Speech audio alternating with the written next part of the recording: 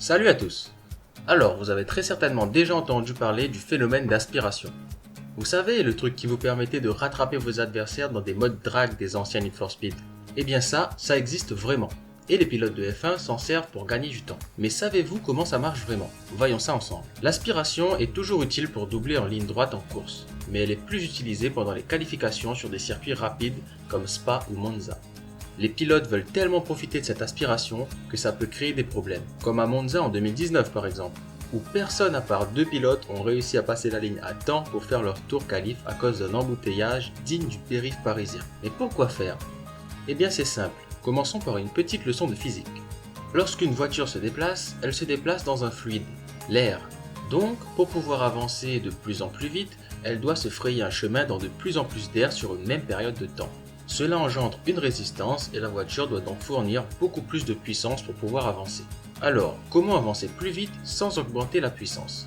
On peut améliorer l'aérodynamisme de la voiture pour qu'elle émette moins de résistance, mais il y aura toujours une limite.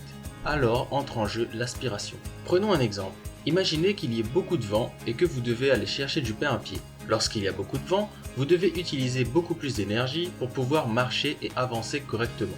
Maintenant, si vous faites la même chose mais en marchant derrière une autre personne, ou bien une voiture en mouvement, vous arriverez à marcher plus facilement. Pourquoi? Eh bien tout simplement parce que la personne devant vous va couper l'air et créer une zone de dépression, un vide, juste derrière elle, où le vent sera moins violent. Vous aurez donc moins de mal à marcher. Eh bien pour les F1, c'est pareil.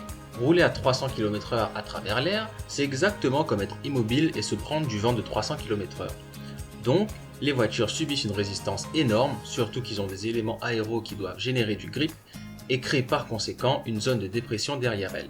Et bien du coup, le petit malin qui se place juste derrière dans cette zone de vide, même s'il a le même moteur, il pourra aller plus vite, étant donné qu'il subit moins de résistance. Il est comme aspiré. Voilà ce qu'est donc l'aspiration. Sur des circuits très rapides comme Monza, les pilotes d'une même équipe se donnent l'aspiration à tour de rôle. Mais il faut faire attention à ne pas être ni trop près, sinon le pilote suiveur va doubler son coéquipier et perdre l'aspiration, ni trop loin, sinon il n'aura pas l'effet d'aspiration.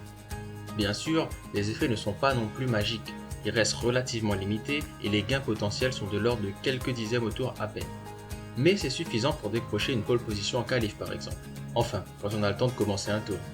Et voilà, c'est terminé pour cette vidéo et j'espère qu'elle vous aura plu. N'hésitez pas à vous abonner pour en voir plus, à laisser un petit like. Sur ce, moi je vous dis à la prochaine.